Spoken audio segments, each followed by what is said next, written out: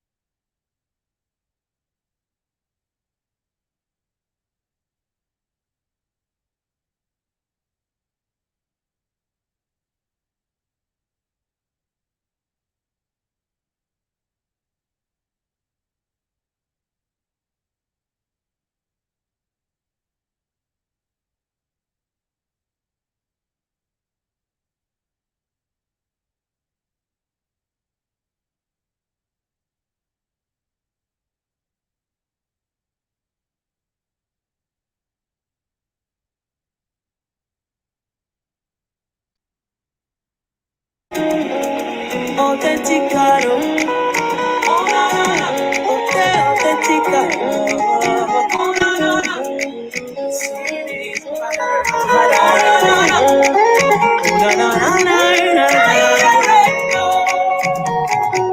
I serve a living God, oh, even the devil knows say not true. Oh, I serve a living God, oh, everybody knows say not you there.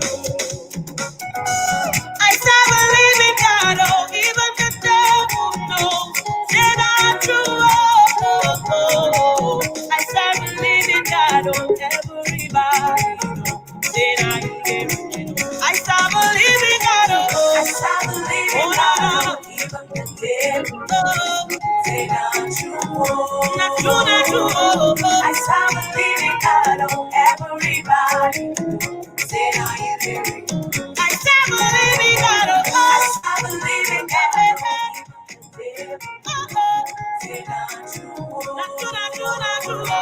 I serve a living God, everybody, say, are you hearing? The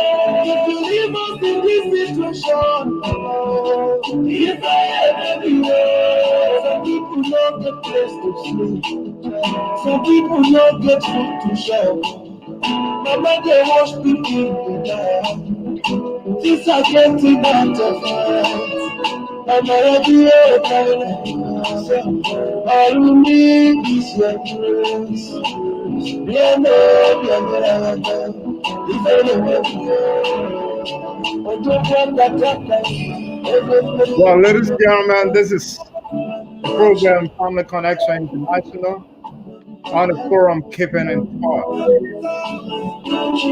As always, we are here every Sunday at this time on the East Coast, 6 p.m. And we got Dan Liebert, and we have a very important guest with us tonight who have been on the show several times. I think this should be his third time coming back on our forum. He's somebody who has traveled in Liberia, Lofa County extensively. He will be discussing with us his experience out there, how the people are living, how they are doing out there in Liberia. And I want to say welcome to everyone who just joining us. By the way, if you just join us, you can monitor us on our live YouTube channel, Family Connection International, and our Facebook page. We are having a simulcast. So either way, you'll be able to get us live and clear. By the way, I want to say happy Valentine to all those people monitoring us tonight around the world. I want to say welcome. And Ben, how are you doing? And welcome to this program.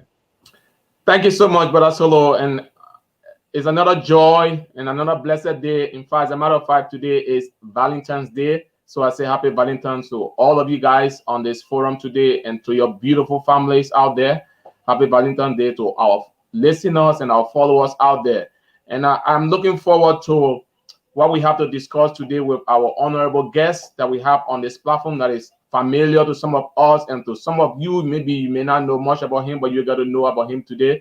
So it's a joy to always be together so that we can, serve. It's all about service. Absolutely. It's all about service.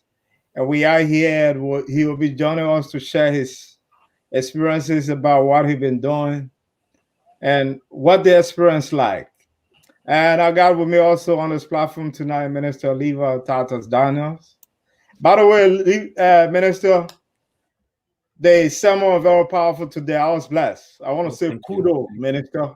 Thank you, That was sir. a good sermon. And welcome to the platform. Oh, well, thank you, Solo. It's a good thing to be here. I mean, it brings a lot of pleasure, and I can't just wait to dive into that conversation to see what we can produce again today for our audience. So we just want to say, just sit back and let's have fun. Like Ben said, it's all about service. So once again, thank you. Great.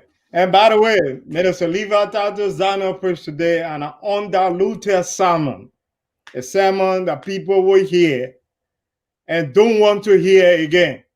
Some pastors will not want to hear it and want to say kudos to you, Minister. And tonight, to our many viewers around the world, we just want to let you know that we have with us the Honorable Tamba Aghailas, an author, advocate, and philanthropist. I think this should be his third time on this forum. I stand to be corrected. I want to say thank you so much for accepting our invitation, Mr. Aghailas, and welcome back to Family Connection. Thank you, gentlemen. Thank you for having me. It's a pleasure to be here again. Great. And by the way, how you been doing given this whole COVID in the US after the first phase, second phase? How are you and the family doing? We are grateful to the Almighty God for keeping us safe, for keeping us, protected during this difficult time that the entire world is going through. Um, we continue to remain vigilant to make sure that we follow all of the rules around prevention. As they say, prevention is better than cure. The children, some have been doing remote learning, some have been going a few days a week.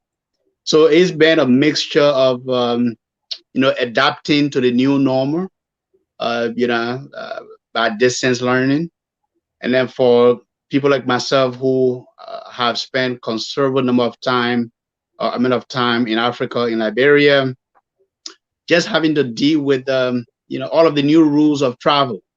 You have to be tested, you have to test negative before you can board a flight, and the whole 9 yards.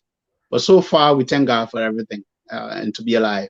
And happy Valentine's Day to all of you guys and your Thank you family. so much. Thank you so much. I know it's kind of a new normal, as you rightly said. I don't know. I understand you work from home. How has it been like for you? Being in Liberia and you have to work from home? Or did you have to take out from your job? Or were you able to be working from Liberia at the same time? What's the experience like? Well, it was basically taking some time off, taking a sabbatical to make sure that I was doing this full time in Liberia. I know. Because once you have stepped up to be a servant of the people, you have to avail yourself to them 100%.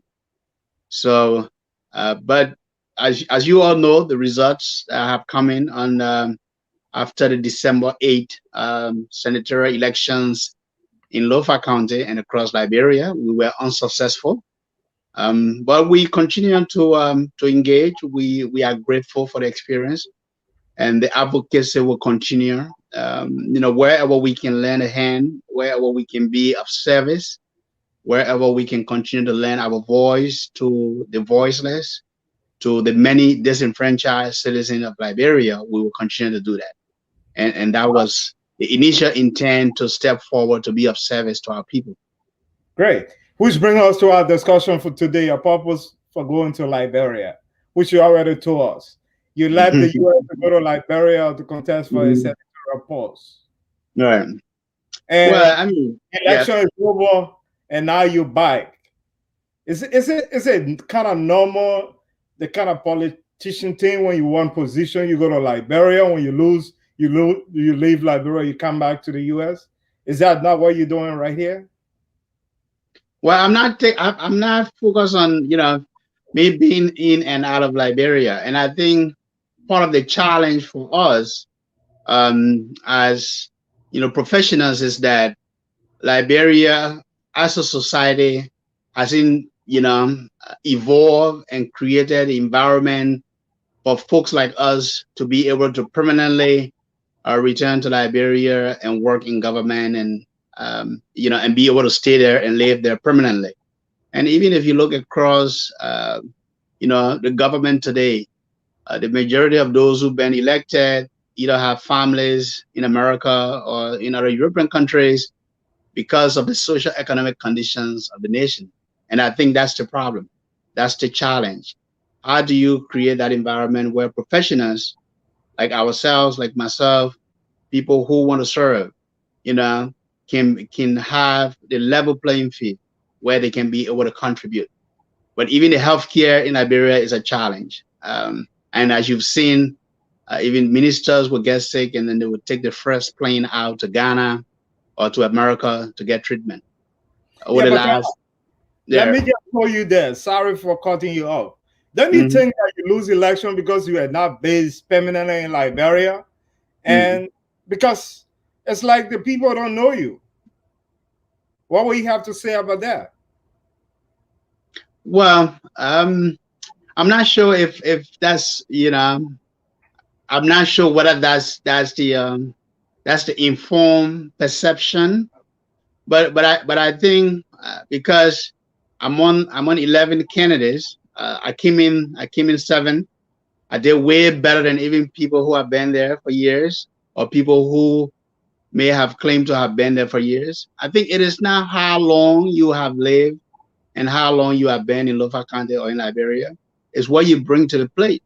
It's the kind of contribution and the kind of skill set and the kind of advocacy that you bring to the role. And I think that's what matters. And I think this is where sometimes we are not electing people based on their ability to get things done, but rather someone who has been around the block for a while to say, well, some guy's been here for a while, they know him, so elect him as senator instead of a Tamba Aghailas who comes with an incredible track record of advocacy, of international development, and he's coming forward to present himself to lead. So I think, and I think it is a missed opportunity for all of us, as Liberians, as sons and daughters of Lofa County, to judge people based on how long they have been in a location, to say you haven't been here long enough, so we cannot elect you. And I think that shouldn't be a criteria. But we'll get to talk more as I'm Yeah, sure you have other questions. no, absolutely. I have other questions. We're going to other questions. We want to Right, know how, because you toured the whole of Lofa County, we really want to know what's happening in Lofa, how people are right, living, what's the other sector. But this is very important, Tamba, because the fact right, is that we all sit on this side. I'm somewhere in the US. You won yesterday, we all live on this side, you won, you were not successful. What's the hmm guarantee for me? That's what we're trying to discuss. It's the get that from the people, because the people I was in Liberia, it was the same concept. Oh, the guys only come because of elections. So right, once out here, they come whatever they bring, we're gonna just they give it to us, we take it, we're not gonna vote them. So what right, God I know we have something to offer, but the people who want to help, it's not saying it that way. You right, know, it's a mindset. They are right, setting and don't even know that even though I'm here, But I even have more love for them. I have learned a lot of new attitude in giving back to our people than the man Right. who is there with them, just want to buy their vote, and at the end of the day, kick them in the eyes. Sorry for my expression. That's the point I'm trying to raise. Right. Not just the And I people think, yeah, about and I people think, coming from Solomon, yeah. Go and ahead. I understand the concern that you are raising, and you are asking this question from a point of view where professionals like yourself or other Liberian professionals who may have been successful in the diaspora or have lived in the diaspora for some time, who may be considering to return to their motherland or to their home countries, and especially for us Liberians to return home and contribute our quota. And I think I should rather say the problem here is the problem of a mindset. And this is why we are where we are as a country. This is where our development is stagnant. And I'm going to talk about Lofa County because I've traveled extensively and I visited all of the districts. And this is where we get the leaders that we have gotten over the last 173 years because we tend to make our citizens tend to make electoral decision based on affinity, based on who they know, based on who they're comfortable with, and not necessarily based on a vision a candidate have presented, and based on a candidate's ability to get the job done. I mean, we have seen even today what happened in Lofa County. They elected someone who has not only been convicted, and I'm not going to dwell on that, but someone who has not only been convicted in the lower court of law for mismanagement, embezzlement, but then the case, uh, the ruling is upheld by the Supreme Court, and which means either he pays the money or he goes to jail, one way or another, or both. So where they say thinking, oh, should we elect someone who is credible, who can represent us as a county, who can speak on our behalf, who can get on that stage and in that, Senate with the colleagues and be able to proffer bills in the interest of this county. And I think their decision was not based on this issue, but rather that decision was based on who has been here the longest, who know whose name we are more familiar with, or who we are familiar with, and that's the person we're gonna go with. And also part of that is the tradition, wherein our traditional elders, would say, well, this person have been here longer than this person, so rather go with this person who has been here longer. And I think part of that is the work that all of us have to do going forward. How do we make sure that we are educating our citizens going forward, and even for the presidency in 2023, to say, hey, don't just vote for someone because the president has played the best football in their life, or don't just vote for someone because the president has been in government for 40 years. Look at this person. What do they bring to the table? Can they deliver? Can they represent your country, our county? Are they able to work across the aisle and move the needle in terms of social economic development? And that's a challenge for all of us. Great, great. If you are following us tonight, you want to contribute, just drop us a comment on our live feed. If you are watching on YouTube, do the same. We'll be able to read your comment. Or watching us through our Facebook feed, please feel free and drop us a comment or your question, or have our guests who will help to answer us.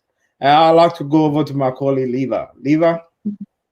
Yeah, also thank you, and I want to say welcome back, Brother Tama. Welcome back from Liberia, and welcome back to the platform. Thank you. So, Brother Tama, what's the current state of being in Liberia? How did you see situation? How is it like the livelihood of the people? Um, to be honest with you, the city is there's nowhere like home. Liberia is a hospitable country. The people are amazing.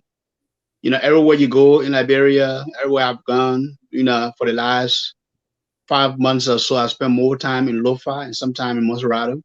But everywhere I went, I was welcome. Got the best reception. People were very excited to come out to listen to us, talk to them, inform them, educate them. But overall, the challenges remain there.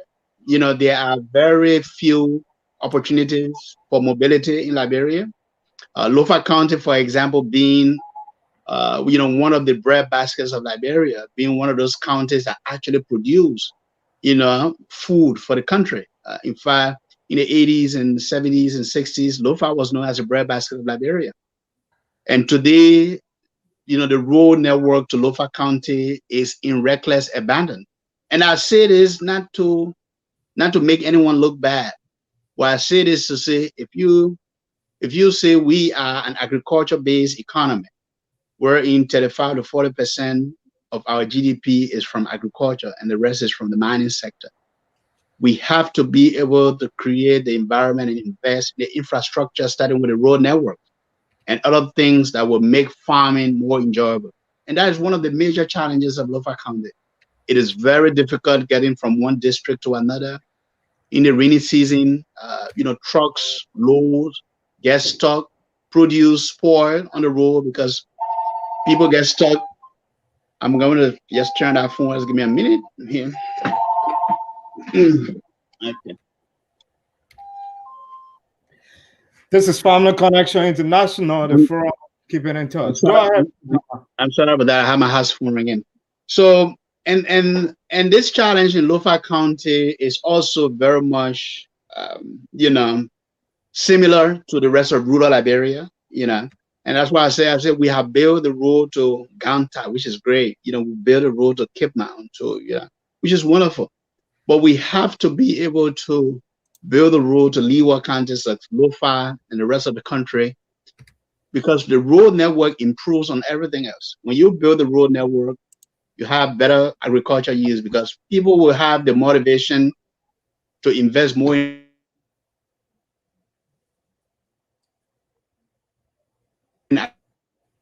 agriculture. Counties to transact with them. If you build the road, you improve health outcomes because a pregnant mother, in Sudu, in a little village, is able to get to a hospital just in case she needs referral. If you invest in road network, you improve education outcomes because then teachers from the capital city are able to take assignments in the leeward counties or in the rural counties because they are able to go back to their families even during rainy season. But today is difficult. And I can go on and on and on and link every sector to the road network. And that's a challenge for us. You have tens of thousands of young people that are being graduated from universities and colleges every year. They can't find jobs. They can't find jobs. Professional begging, is a new form of survival in Liberia today because that's the only way these young men and these young women are able to get by through handouts. And the politicians of the day enjoy giving handouts because they keep the ordinary citizens subservient, keep them at that level, solve the little problems, pay the tuition, build a school, bring a hand pump, and they say, oh, the man has brought development in a county or in a district, and the person gets elected. That's the handout mentality we have to graduate from as a country. We have to build and invest in the economy. So we are creating a level playing field so more and more young people can find jobs and more families can do better. And we need to invest more in the education and the healthcare sector as well. That's the challenge we have across the country today. All right. That's good. Thank you very much. When you were laying your premix, you spoke about the politics in our country being business as usual. After like 173 years, everything stays the same. How you been elected? First of all, congratulations for your 7th place. That's applause. Kudos to you for that. Because to even go 7th, you must have done something. Something well. A little low for However, me, so however, I didn't catch your question. say that again. I said my mic has gone a little low. I didn't catch your question. Yeah, I said during your premix, I heard you talked about Liberia is still plotting on the same traditional old age politics points where you have to stay with the people, you have to meet with them, they have to know you better before they can be able to elect you. And that has not done, according to you, our country well for the past 173 years. Were you to be elected as a senator for Lofa County, what difference you have brought to the country or to the county? All right. So if I were elected, which I were not, Uh-huh. you said what I would have done for the county? Yeah. Okay. What difference? Okay, what difference? Okay. I mean, I should have shared my vision with you. You know, my website. If you go to tambaaghailas.com, you'll see our vision for Lofa County. And we wanted to do a few things. One of the things we wanted to do is to make sure that we advocated for that road to be built. Because, you know, as long as we want development in a county, one of our major challenges in Lofa County are the roads. Even the market to farm roads are not paved. They are inaccessible. I mean, you leave Lofa County Main Road to go in any of the districts. Sometimes it takes you hours to get there because the roads are very difficult. And I think that was going to be one of our major push, within the Senate to make sure that we got budgetary allocation and if needed to even put our resources on the table for negotiation. But we told people that we would not, and even as now, as member of the Wulogisi Defense Council, we would not give Wulogisi to anyone if Lofa County cannot get its fair share of the national cake. And that was going to be what we're going to push for. But also is to bring some level of accountability and transparency. If you look across Lofa today, even in my home districts, you have sitting lawmakers who are involved in managing county development fund, funds for technical schools. Sometimes, that get diverted to other uses, and they don't serve the internal purpose. So one of the things we wanted to push for is to make sure that we can pry the hands of lawmakers, representatives, and senators away from county development funds. You can be making laws and then you want to do the implementation of the projects in the county. It creates conflict of interest, and to make sure that we created some sort of independence around county development fund, so that citizens knew exactly what was coming for them in the budget and how that money was being used, accountability and transparency. But also wanted to push for agriculture programs wherein we will create opportunities, for employment and jobs and other things like that.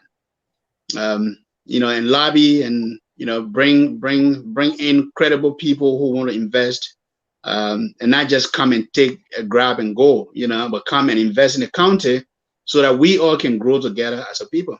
And these are some of the ideas that we have, and we're going to try to continue to push them wherever we can, and make some recommendation to those who have been elected or those who are in power today.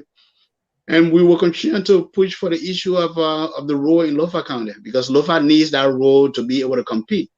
So that agriculture, the agriculture sector can once again grow, and the farmers in Lofa County can get better prices for their produce. Wow. You have been in the States for quite a while now. Okay, you got your family here and everything. I mean, you have invested your time and you have gotten equipped and you desire to go back to contribute to the nation. Somebody in the village could say, I mean, he just coming. It's been a long time and he just came down. Why is he aiming for a senatorial position instead of maybe a representative seat?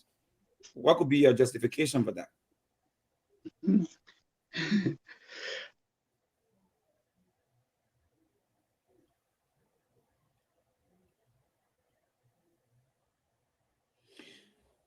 Well, folks, for those of you that following us, this is Family Connection International. We are live on the program, keeping in touch. We would like to join our Swiss studio to join with Brother Paulo Faxa while we settle some technical issues behind the scene.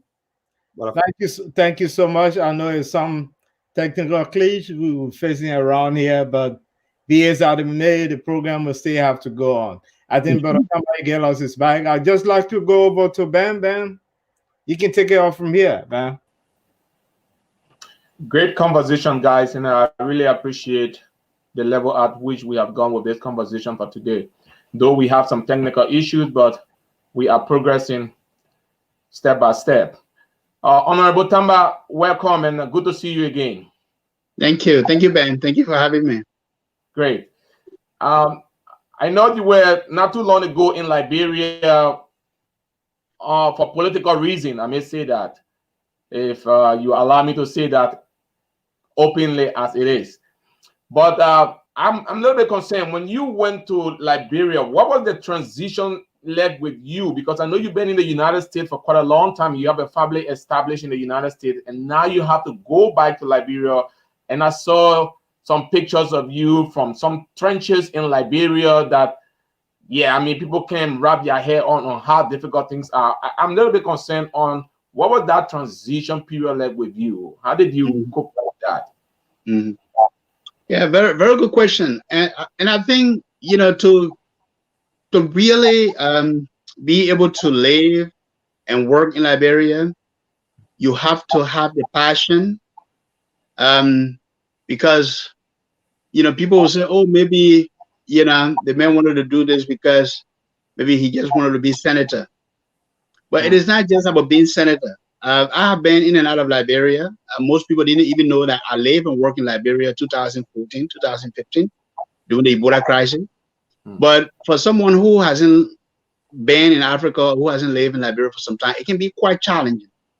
So, but with the passion, and if you really have the passion and the commitment to want to work for the people, then you have to be willing to roll up your sleeves, as you were seeing in some of the videos and some of the pictures, doing our campaign and, across Lofa County, is to go out there, to be able to go out there. And, there are places where you have to get out of the car, you have to walk. There are places where you won't be able to get there in a vehicle. Maybe you have to use a motorcycle. mm. So the challenges are there.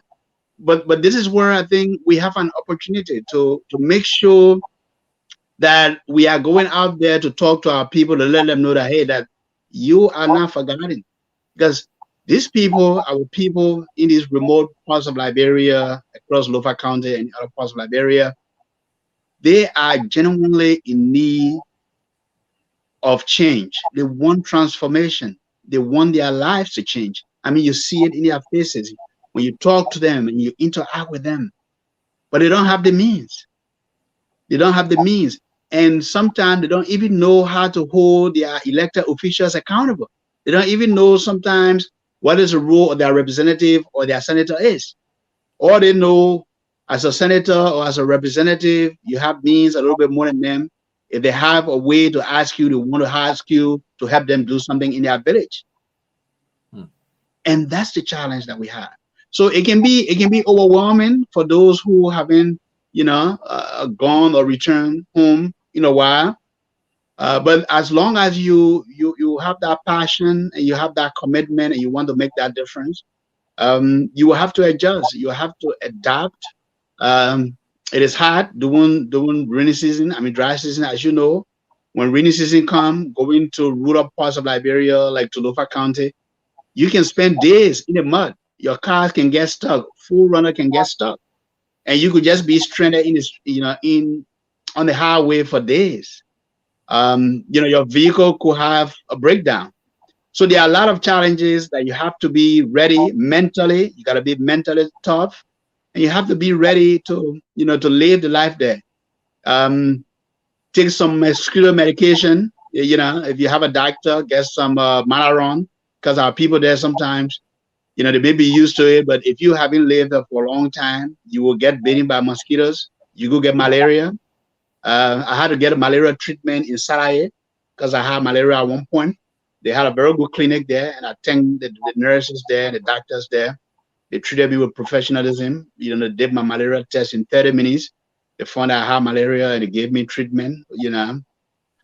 So those are things you got to come prepared for. So you basically took a risk to some extent, leaving the United States of America with that passion for your country, Liberia, to go back in that part of the country just because you have the heart of service. Because I believe that I could do better. I believe that with my passion and what I want to do, what I want to bring to my people, that I could be an inspiration to them, that I can stand and advocate on their behalf, that I could get things done as Mhm. opposed to some of the people who have been in government for 30 years and have done nothing for their people. And that's the passion that drives me. Great. Thank you for that so much. And I'm a little bit also concerned about travelers that nowadays go to Liberia, especially during this COVID-19 period that we have. My Mhm. understanding is that people are being charged at the airport upon entry because they have to do their COVID test. And when they do the COVID test, they don't even get the result up to the time they have to return to wherever they came from. They will still have to pay at the airport upon arrival and upon departure without getting a COVID-19 result. What is your experience with that? Or do you have any idea on that happening in Liberia as it relates to health challenges?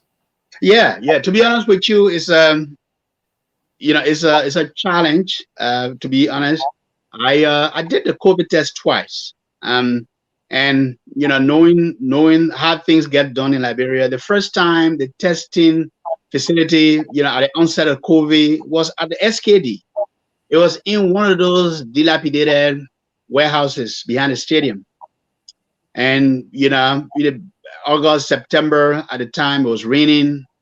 I mean, when it rained, rain was actually basically sitting outside, surrounding the place, the facility where the test was happening. But Wow. thanks to partners and thanks to the Ministry of Health, that facility was moved into a state-of-the-art building, around the Syncope Bell by the beach side. Beautiful building. That's where the test is happening now. But before you test, I mean, initially it was free of charge, but Okay. the government came out with a policy, and the slap was $75 fee on the COVID test. But you have to test 3 days in advance of your travel. And I had an issue with my expats because I took some expatriates there as well, some Americans and European friends of mine who had come, and they wanted to be a part of this journey, and they wanted to see where we are from, and they wanted to help to get the word out. And on their last trip, we couldn't get them the result on time because when they left Lofa, they arrived, they did the test the following morning, and their flight was the next day. And I think there where maybe our Ministry of Health and our partner agencies can do better. But the second time I tested, I had to pay $75. And at that time now they had instituted a mobile notification. So once you went, they give you a code, and then they did your test, and then you will get a code notification, and you were able to go on our link and download your COVID result. And then that's the Right. certificate you show before you left. So there have been some challenges, but I think gradually, with additional support, with more professional guardians, the system and the process can get better, and it's improving gradually.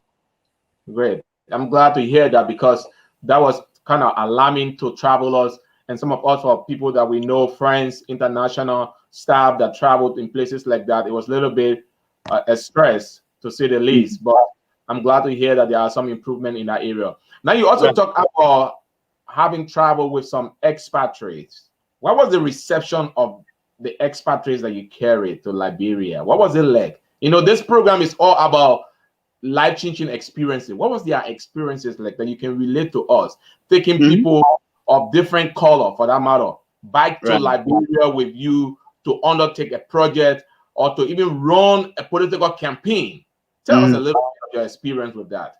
Well, they were more, uh, they came as observers and are friends of mine. They didn't participate in a campaign per se, but Okay. absolutely they had their own challenges. The first thing is the food.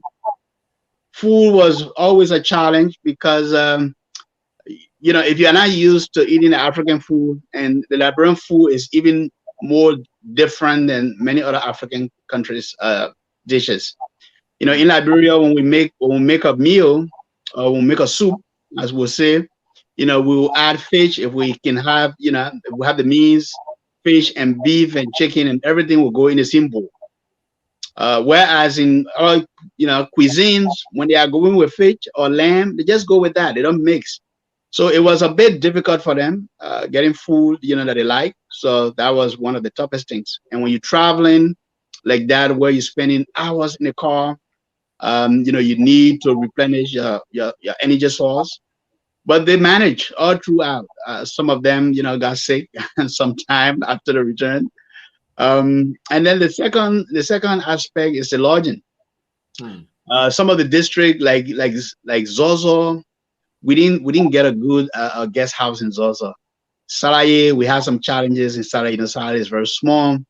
Vanjama, we got a very good guest house in Vanjama. Foya, we got one, but it was not also the state of the art.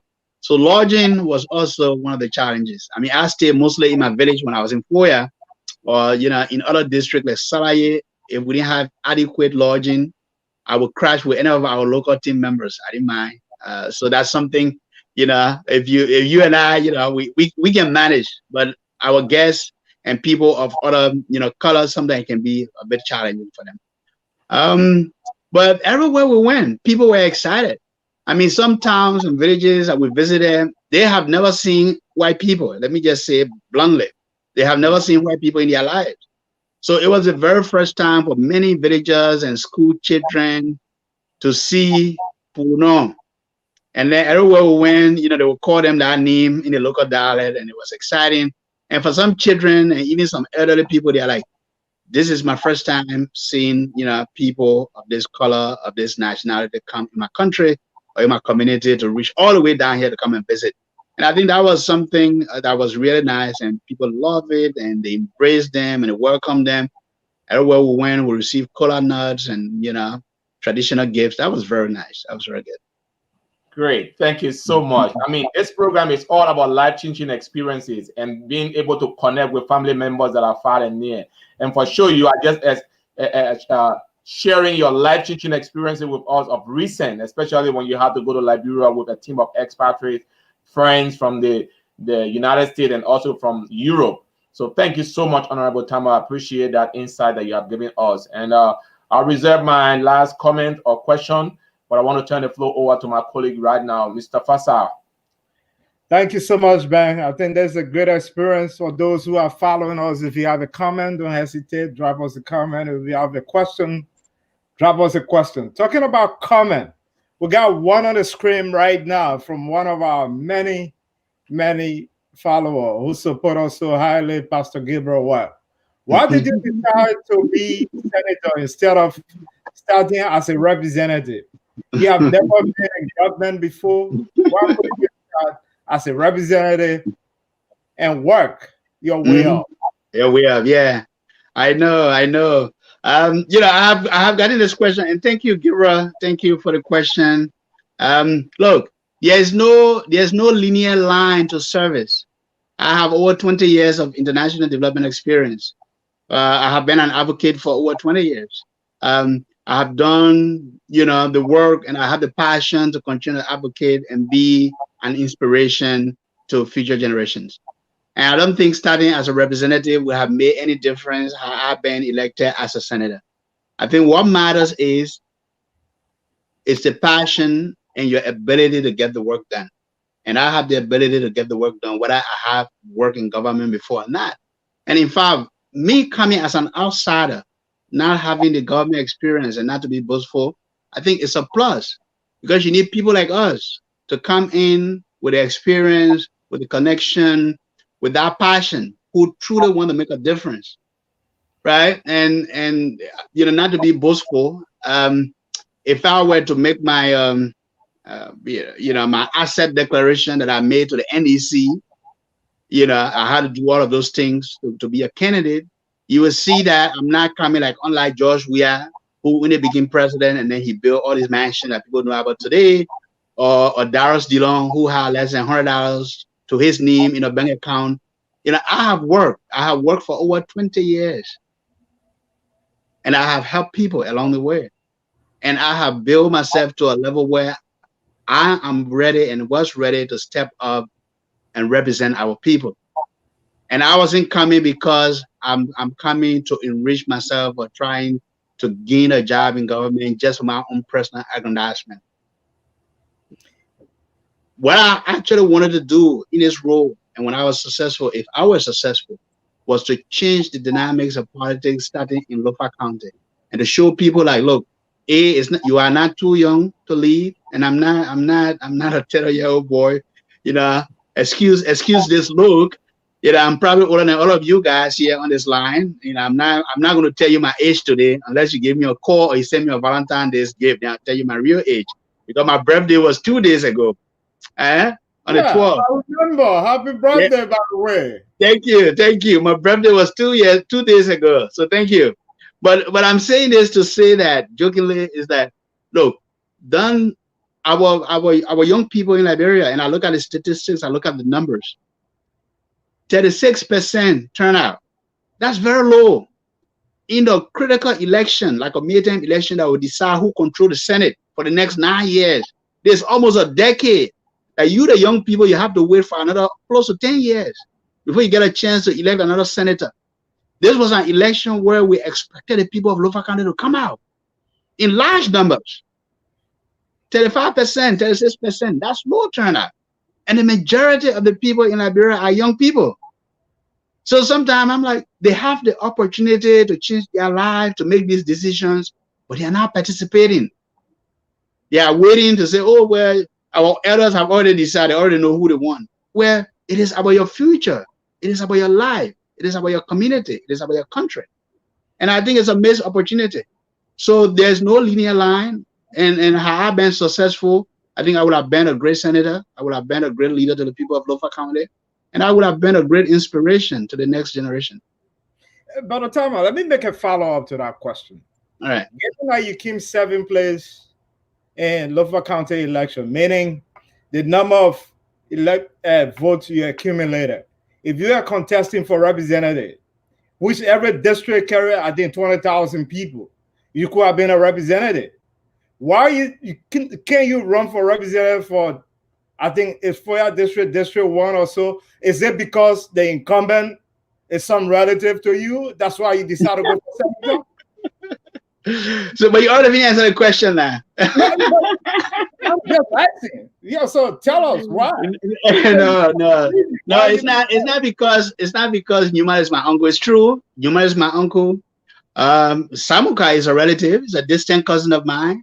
Samuka's a younger brother, Edison. Edison was married to my sister who died last year. So you see, I know the players, I know the people.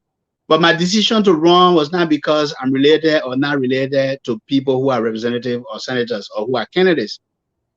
My decision was basically because I felt that I had received a call and the people were ready to elect someone like me coming from a neutral background and someone who would have had the ability to unite the people of Lofa County for a common goal. And Lofa is very divided. Whether we talk about it today or not, maybe it's for another show. There's so much, so much division and so much pettiness and so much, tribalism. Even in Lofa County with 6 tribes, we still try to divide ourselves.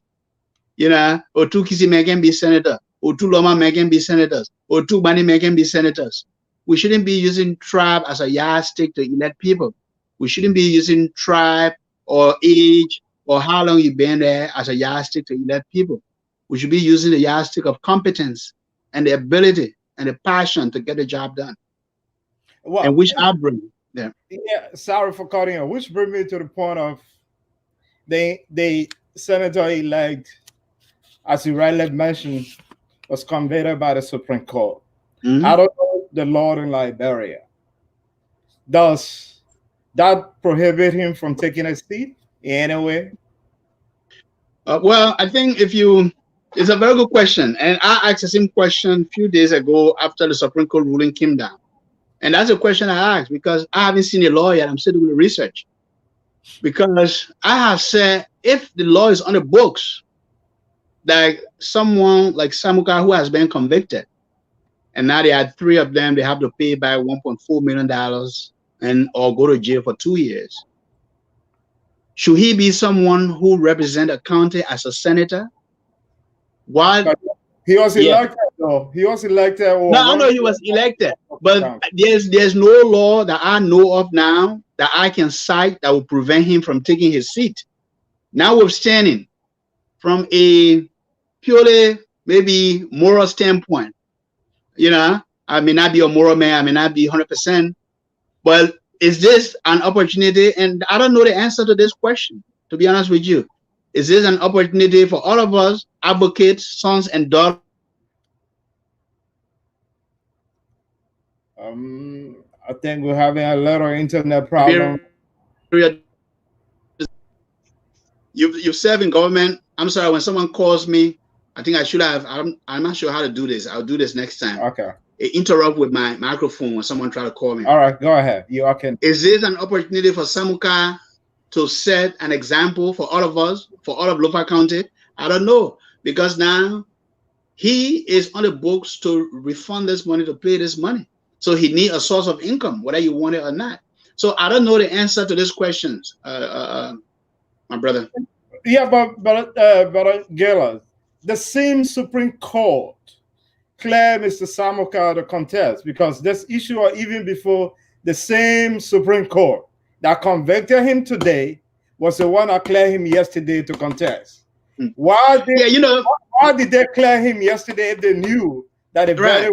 And I wish I had a case file here, but based on I'm not a lawyer, but based on my layman knowledge, the challenge against his candidacy was thrown out based on technical ground. That whoever challenged him at the time that he wasn't qualified to run, they didn't file the challenge in a lot of time, and they used a technicality to trash the challenge. A. And B, the Supreme Court said that his case was still pending a Supreme Court ruling. And as long as he has appealed the case, it was not a final determination to say the man was a convict until the Supreme Court ruled. But I do agree with you. And everybody said, why didn't the Supreme Court expedite this case at the time when Samuka has stepped forward to be senator, to be a candidate? And this is where sometimes we as Liberians, we feel that our justice system can be better. Our justice system can be faster. Our justice system needs to act and move in cases like these, where it's a high profile case, where it has a national ramifications, for them to step forward. And especially when we try to copy the United States and emulate them in everything we want to do in our national, body of politics. But in most times, we fail to live by these standards that we want to emulate from the United States. And I think that was a missed opportunity for the Supreme Court, to have just told Samuka, say, look, you are convicted, you can run, and you are disqualified. But they didn't do that, and they allowed him to be a candidate, and he won the election. So this is a question I think that we need a lot more input. We need what other people have to say, and because I, as an individual, my opinion doesn't even matter. But we as a people now, we as a county, as Lofa County, what should be the example that you and I we want Samuka to set for our children and for future generation? And that's the question. Yeah, you brought an issue of morality. And you said Samuka, one way or another, we could say it could be the former in-law, what a brother was married to your sister or had a kid, and the sister just passed. Given morality, do you think Samuka should resign the position of senator? I think in the interest of Lofa County, I will ask Samuka to step away, to resign his position as senator. That's what I would call on him to do. But I don't think he would do that. And I don't think his supporters will want him to do that. But if he were to ask me today what I would recommend, personally, I would say, Honorable Samuka, you have served the country based on this conviction from the Supreme Court and based on the kind of Lofa County, because and I hate to just focus on Lofa County a little bit, but I was running for Lofa. Lofa County has been playing second fiddle for too long. We have produced vice president Liberia for too long. We need a son and daughter of Lofa County to become president of Liberia. And Samuka today doesn't set that bar for us as someone who will set that example for this generation and for the next generation.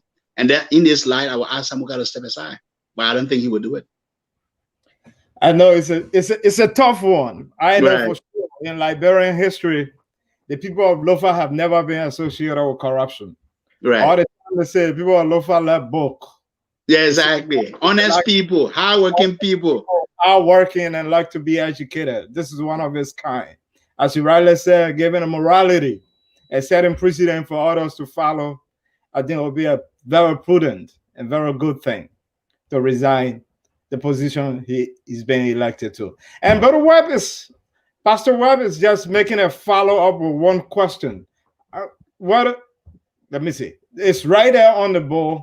He's asking, besides you not being elected as senator, I'm just trying to paraphrase, What else are you willing to help Liberians without being senator or representative? Since you are not elected as senator, you're not representative. Well, What have you been? it's a good question, and get off my case, my man. No, but it's a good question. But what I say to people is, my contribution to Liberia was not and has never been about me just being a senator. I'm one of the very few Liberians who returned to Liberia during the worst Ebola crisis to help, and I returned with an international NGO. And we were the first organization to coordinate relief programs and efforts for Liberia during the Ebola crisis of 2014. It's on the record. And if you check my record, during my years in Liberia, I also worked in partnership with the Ministry of Agriculture. We passed one of the best policies on poultry and livestock. If today government was to put money in our policy, you will create a lot of farmers who will do cattle rearing and other animals and be able to do better for themselves. And this is why I believe that we should put more investment in agriculture and other sectors. I also have been, I mean, I count my own personal individual finances I provide to young people I help here and there. But I'm the founder of the Voice of Liberia, an advocacy organization that have been around for close to 15 years now. I have used that platform, and you can go to the voiceofliberia.org and look it up and see some of the work we've done. We've advocated, we've taken government to account, to task. We've done some things in the advocacy sector, even when it comes to ending the culture of impunity in Liberia, supporting war crimes code. I have been doing that for close to 20 years. I'm also the founder of the Tamba Aghailas Foundation. Go to aghailasfoundation.org, just aghailasfoundation.org. You see our program, you see some of the work that we are doing, and you can support us. Go to aghailasfoundation.org, you can make a donation, and I'm going to continue that work to pull resources to be able to continue to provide support where I'm able to continue to contribute.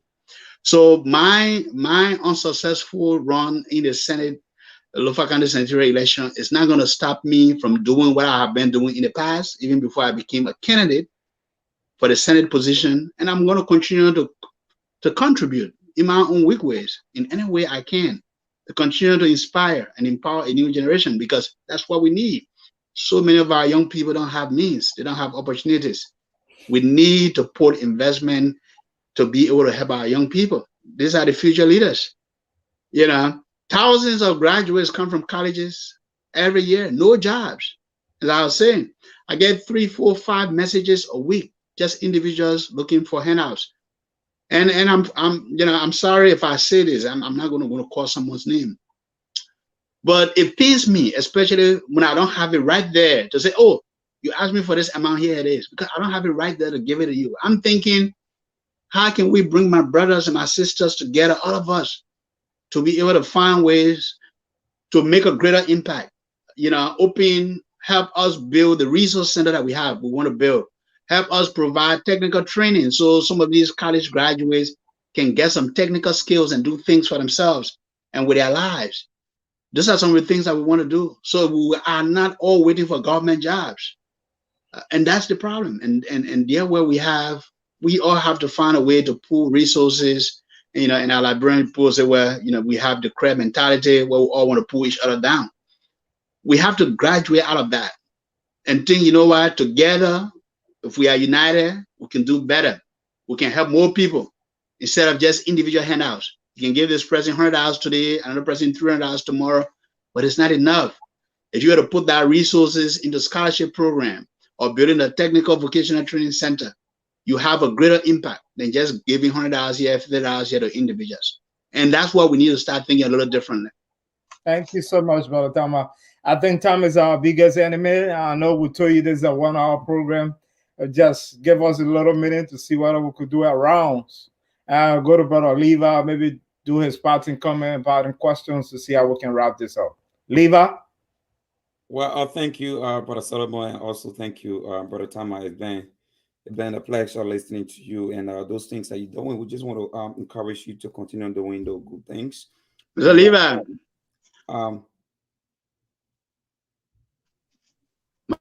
my mic is interrupted, so it's low.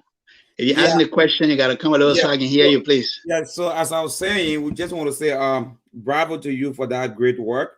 and we were ready be pleased to see you continue on those important jobs that you're doing in Liberia there. But looking at the statistics, 25 35 to 36% of youth participation in the election. What do you think would be one of the major factors? Is it that they are frustrated in the leadership? What's happening? Why didn't they turn out?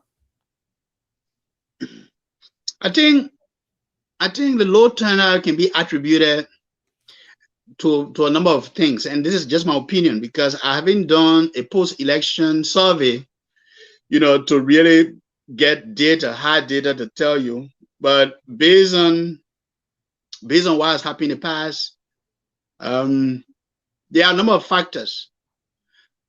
Election season was December. December is usually harvest season in Liberia, in Lofa County. The people are farmers. People are farming, they are harvesting their rice. The rice is getting spoiled on the farms. They're not going to leave their farm to go and vote. So the majority are going to continue with their farming activities, right? And that's a major issue. Another factor I could attribute that to is, people thinking that, oh, well, we already know who's going to win. We already know who is going to be the next senator. So based on those assumptions, which is false sometimes, you don't have a lot of people getting out there to go and vote because they feel that they already know who's going to win. And even if the person wins, not much is going to change. So voter apathy, and I don't blame them. You elect someone for 9 years as a senator, instead of them championing the cause of the people, they go there after a year, they become mute. Basically, they begin to champion their own individual interests. And the senator who lost the election, he was there for 9 years. And people elected him because they felt that he could make a difference. And when he got there, he forgot to serve the people who had sent him there. And he started accepting brown envelopes. So voter apathy, those are like the two major issues. And then, this one is more of a county and national issue, where politicians go into neighboring countries like Sierra Leone, Guinea, to bring voters from across the border to come and vote. And Maramu Fufana did that, Samuka did that. Majority of the politicians in Liberia do that, especially with the bordering countries. Liberia is surrounded by other countries. In fact, there's one candidate, Sama. He's a representative in Monserrate County. They say he went to transport voters from across, and he forgot to go and submit his registration, so he was disqualified. He said he was doing voter trucking and he forgot to register, and it became a joke. And I think those are the three things that will come to mind. Politicians would use their resources to try to influence, to try to buy voter cards. One of Samuka's campaign coordinators was arrested in Vahu buying voter cards, giving them $5, $10, to influence the outcome. So there are a lot of other factors, but those are like the 3 or 4 major issues I would say, prevent a lot of people from coming out. People say that the people they elect don't do the work for them, so they stay home. They don't care, and that's bad for our democracy. Thank you very much. Finally, from my end, with your experience, with the experience that you have had when it comes to the body politics of Liberia, will there be a second chance? Will you want to venture into the politics of our country again, maybe in the future? Bro, that's a hard question. No, but in all fairness, right now, the Senate is 9 years. I'm not saying I'm not going to run for Senate tomorrow, but that's not in my plan right now. I just going to focus on what I'm doing. I'm going to focus on, rallying support from people like you, people who, people of goodwill, people who believe in some of us and in what we're trying to do, to try to continue to make a difference in whatever way that we can. You never say never. It may not be the Senate, it may be something else, but I don't know now. I can't make that decision today. But when the time comes and I'm ready, because politics costs money, Minister Levi. I spent over $50,000 to just run a Senate race. I'm sure someone can spend over $200,000 to win.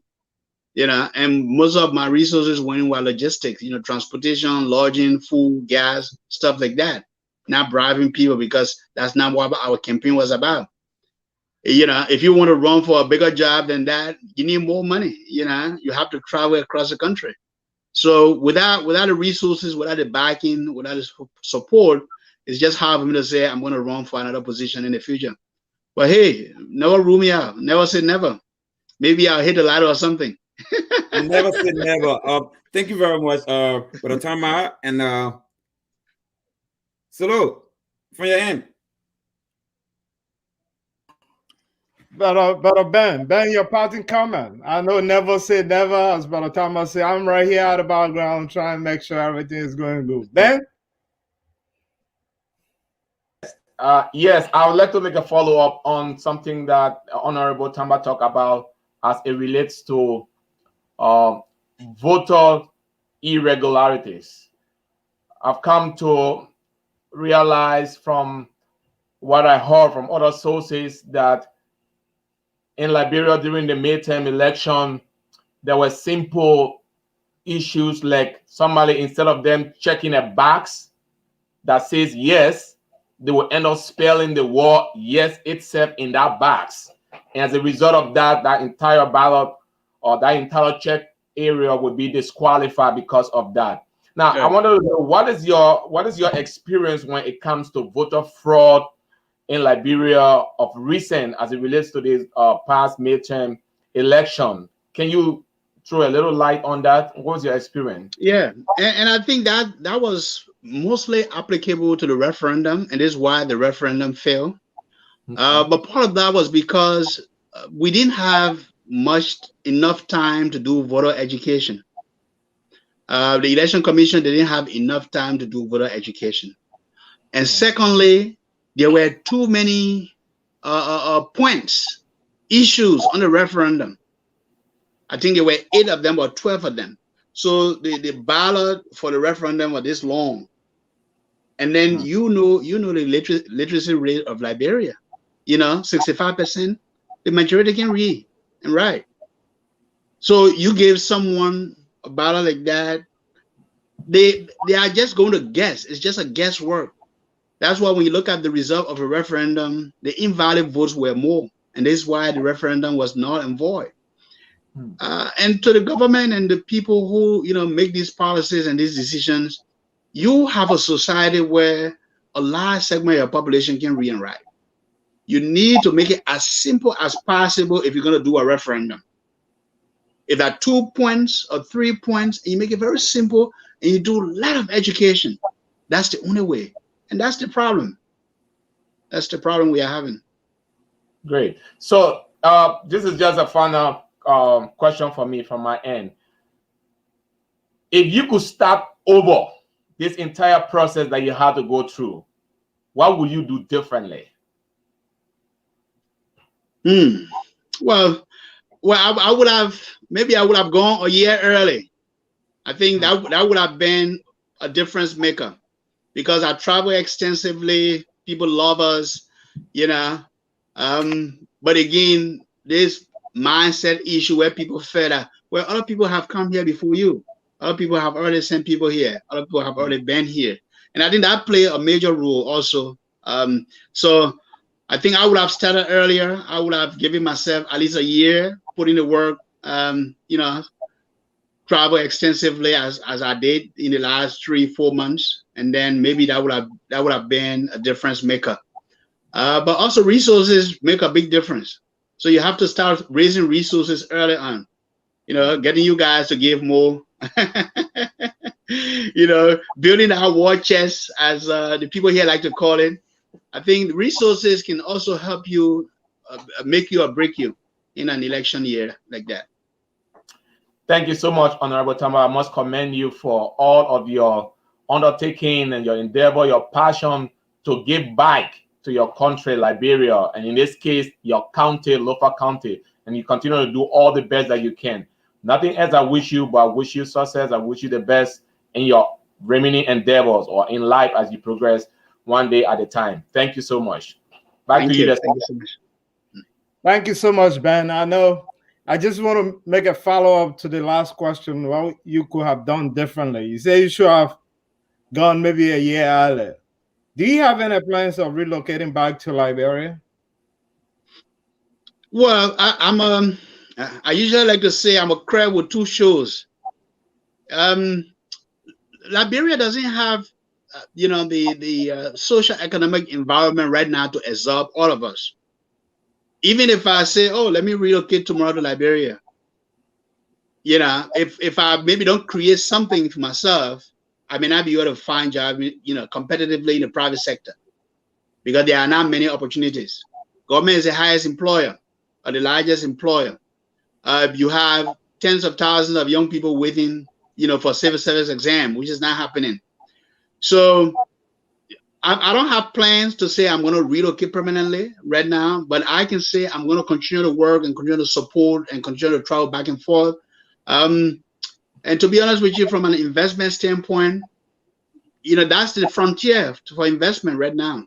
If you want to invest, you look out there and see, with a strong team, and maybe we'll look at investment opportunities, and maybe that's the route we're going to go. To get return there with more investment and find ways to create opportunities and hopefully create jobs in the process. And I think that will be what we'll be looking at in the next year or two. Great. What would be your immediate plan for Liberia? Because I know you lost the senatorial election, Kim served in place. But what are you going to do in a very short, distant Well, future? I mean, short-term plan. If I was George Weah, I would just make sure that everyone who have a corruption case against them get tried. That's what I would push for. So I would say short-term is to continue to advocate to end the culture of impunity. Too many corruption cases in Liberia. It has tarnished the country's reputation. It has made it difficult to bring foreign direct investment in the country, and this is why the current government is struggling. And sometimes we may just brush it off and we say corruption, and then it become a dirty war, and then we continue doing what we are doing. But until we can get our house in order, when a country is known as corrupt and a government is known as corrupt, it doesn't encourage investment.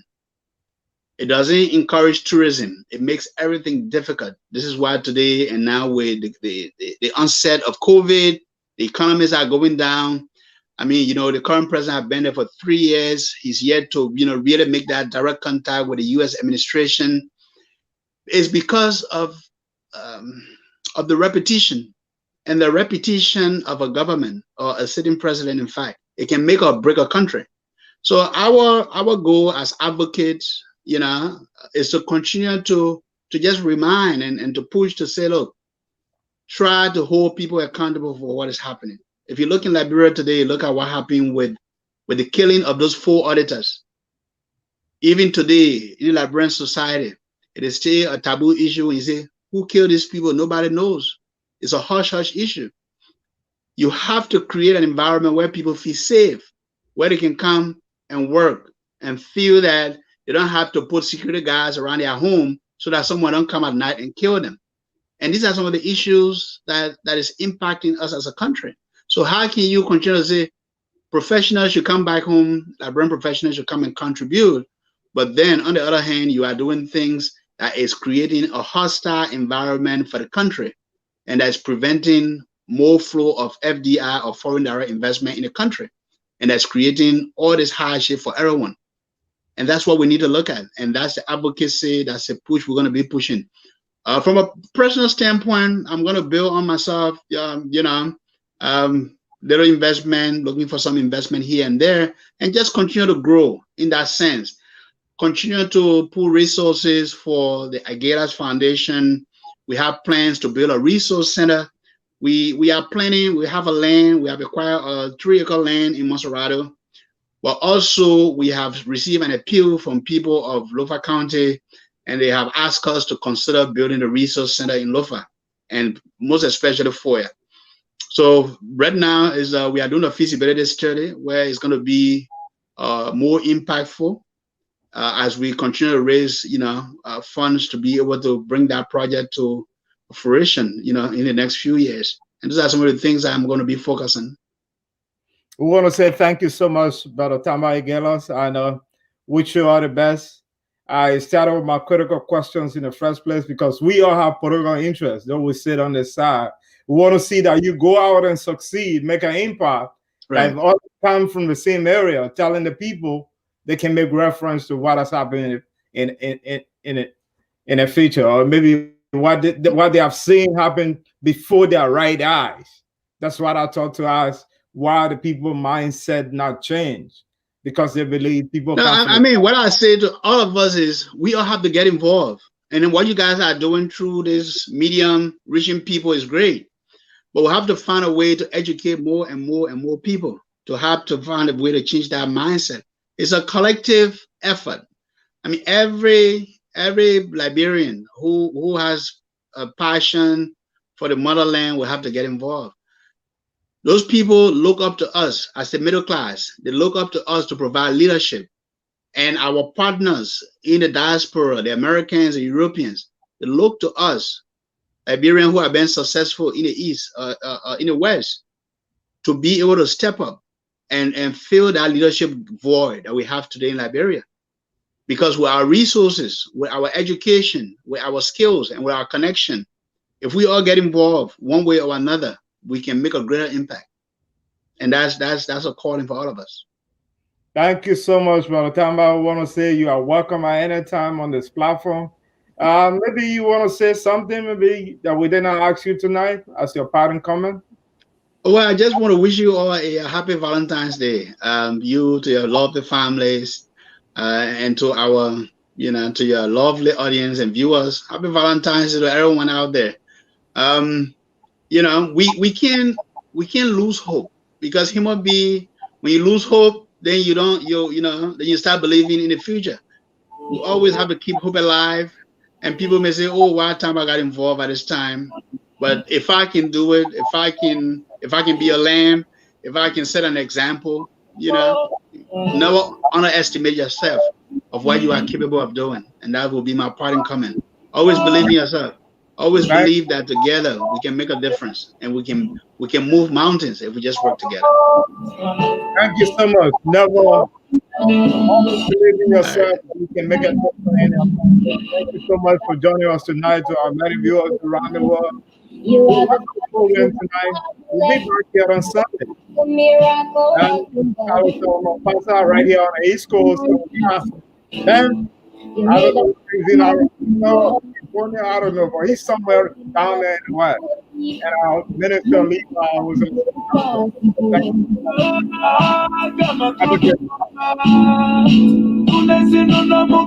Thank